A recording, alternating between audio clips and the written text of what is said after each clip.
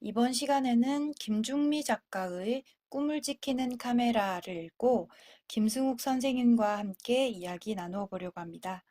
창비에서 발간한 소설의 첫 만남 시리즈 중 한 편이죠. 네, 소설의 첫 만남 시리즈가 참 잘 나왔어요. 학교에서 학생들과 책을 한번 읽으려고 하면 학생들이 참 부담스러워 하거든요. 두껍다고요, 그쵸? 살면서 두꺼운 책을 한 번도 읽어보지 않았다면서 아예 책 읽기를 거부하는 학생들도 있어요. 그런 친구들에게 권해주기 좋은 작품을 테마별로 잘 엮어둔 그런 시리즈입니다. 네, 특히 이 책은 삽화가 글의 분위기와 상황에 맞게 잘 그려져 있어서 쉬어가며 책을 읽는 느낌이 들어요. 어릴 때 글자만 빽빽한 책을 보면 답답하다는 느낌을 받을 때가 있었잖아요. 이 책은 분량도 82쪽 정도로 얇고 중간중간에 삽화도 꽤 많고 작품도 술술 읽혀서 소설과 처음으로 만나는 독자들에게 특히 좋을 것 같습니다. 작가님 소개 좀 해주시겠어요? 오늘 소개할 꿈을 지키는 카메라의 글쓴이는 김중미 작가입니다. 김중미 작가는 인천 만석동에서 가난한 아이들을 위한 기찻길 옆 공부방을 연 뒤 지금까지 공부방의 큰 힘으로 아이들과 만나고 계신다고 해요. 쓰신 작품으로는 괭이 부리 말 아이들, 조커와 나와 같은 작품이 있습니다. 이 작품은 2013년도에 나온 조커와 나라는 책에 실린 단편 소설입니다. 오늘 이 작품을 이해하기 위해 풀어갈 세 가지 열쇠말은 명품학교, 재개발구역, 꿈 이렇게 세 가지로 뽑아보았습니다. 먼저 명품학교라는 열쇠말부터 풀어볼게요. 네, 주인공인 아람이가 다니는 학교는 한창 재개발이 진행 중인 명성시에 있습니다. 작년에 새로 부임한 교장 선생님의 목표가 전국 학력평가 꼴찌였던 학교를 명품 학교로 만들겠다는 것인데요. 학교 주변도 재개발로 공사 중인데 학교도 어쩌면 다른 방식의 재개발을 하고 있는 것 같아요. 네, 그렇죠. 그런데 학교를 명품 학교로 만드는 방식이 참 재미있어요. 재미있다고 해도 되는 건지 모르겠는데요. 우선 국어, 영어, 수학 수업을 수준별 수업으로 바꾸죠. 거기에다 전교생이 보충 수업을 강제로 듣도록 하는데 보충 수업도 수준별로 구성을 합니다. 주인공인 아람이는 수준별 수업에서 제일 하반에 들어가고요. 하반은 엄청 무섭거나 경험이 적은 선생님이 주로 맡는다고 하더라고요. 인기가 많은 선생님은 상반으로 배정되고요. 하반은 교실도 엉망인데요. 학교 공사 때문에 창고를 교실로 개조해서 쓰도록 하잖아요. 스피커가 없어서 종소리도 안 들리고 콘센트가 고장이 나서 녹음기를 가져와도 영어 듣기 연습을 할 수 없는 공간이에요. 이런 것으로 차별을 받아야 하는데 분개한 아람이는 보충 수업을 거부한 전교 5명 안에 들어갑니다. 선생님과 엄마가 아무리 설득해도 아람이는 보충 수업을 끝까지 거부해요. 네, 보충 수업의 최상위 반 이름도 참 재미있어요. 명품반이라는 이름을 붙여놓았는데요. 아람이의 친구인 연서가 바로 그 명품반 학생입니다.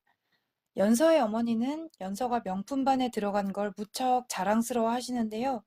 연서 어머니는 곧 재개발될 시장에서 남은 물건을 떨이로 팔고 있는 시장 상인입니다. 저는 연서 어머니와 시장 상인의 대화가 참 씁쓸했어요. 잠깐 읽어드리면, 그래도 나는 연서 때문에 살지. 이번에도 명품반에 들었대. 명품반? 응, 걔네 학교는 보충 수업도 우열반을 나누거든. 다행이네. 엄마는 아기 옷도 짝퉁만 골라다 파는데 딸이라도 명품이 됐으니. 네, 이 부분이요. 네, 맞아요. 단지 성적이 좋은 학생들을 명품으로 이름 붙이고 차별하는 학교가 정말 명품 학교인지, 저는 잘 모르겠네요. 진짜 명품 학교는 어떤 학교여야 할지 독자 여러분도 한번 생각해 보시면 좋겠습니다. 네. 그럼 이제 남은 열쇠말은 재개발 구역과 꿈이죠? 이 두 가지 열쇠말은 동시에 풀어봐야 할 것 같아요. 먼저 아람이 가족의 이야기부터 해볼까요? 아람이의 아버지는 만두가게 사장님입니다.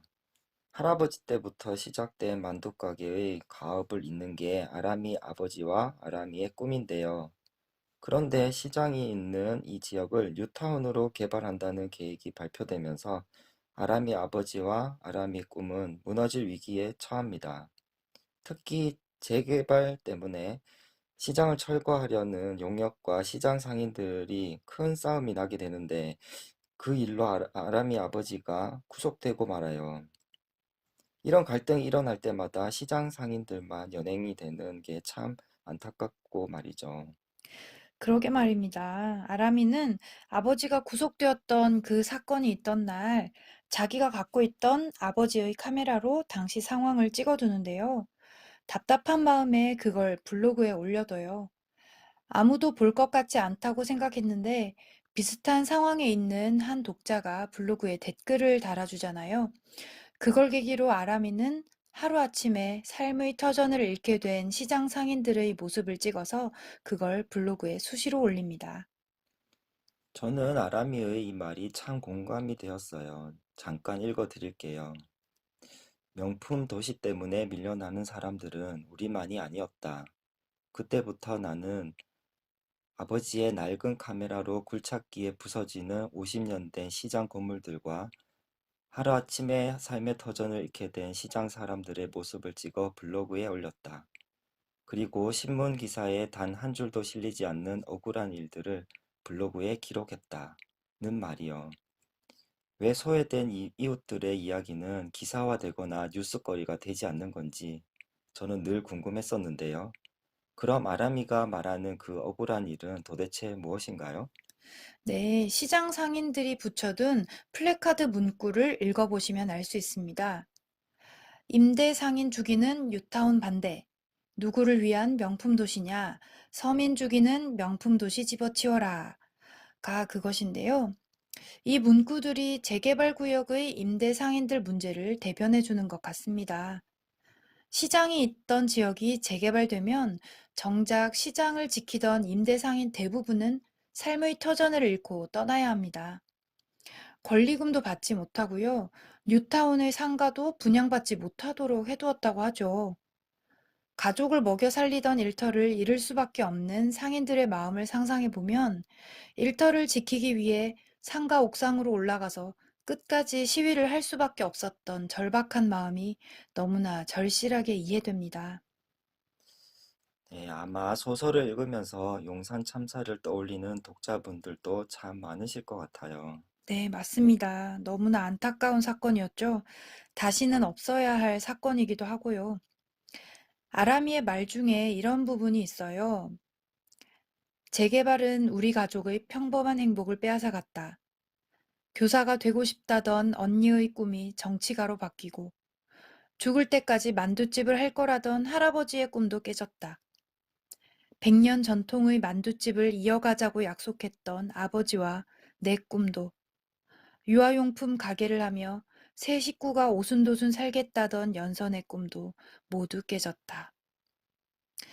이 부분이 마지막 두 개의 키워드를 풀어주는 핵심 문장이 아닐까 생각합니다.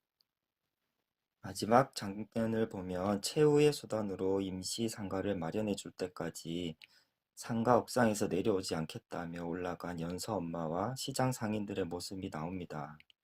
이들 향해 아람이가 카메라를 들지요. 네, 연서 엄마와 함께 저 옥상으로 올라간 시장 사람들에게서 눈을 떼지 않을 거다라고 말하면서요. 눈을 떼지 않을 거다라는 이 한 문장이 이 소설에서 작지만 강렬한 희망의 빛을 주는 문장인 것 같습니다. 아라미의 꿈은 아마 여기서 다시 시작되겠지요. 김중미 작가님께서 이렇게 좋은 소설을 통해 재개발로 소외된 사람들의 또 숨겨질 뻔했던 이야기에 꿈이라는 날개를 달아주셨네요. 네, 참 마음에 오래 남는 소설이었죠. 지금까지 명품학교, 재개발구역, 꿈, 이렇게 세 가지 열쇠말로 꿈을 지키는 카메라를 함께 살펴보았습니다. 명품학교와 명품도시는 소외되고 차별받은 사람 없이 모두가 함께 꿈을 꿀 수 있는 곳이어야 하지 않을까 하는 생각을 해봅니다. 독자 여러분들이 이 작품을 감상하는 데 조금이라도 도움이 되기를 바라면서 세 가지 열쇠말로 열어보는 문학 이야기, 꿈을 지키는 카메라 편을 마치겠습니다. 고맙습니다.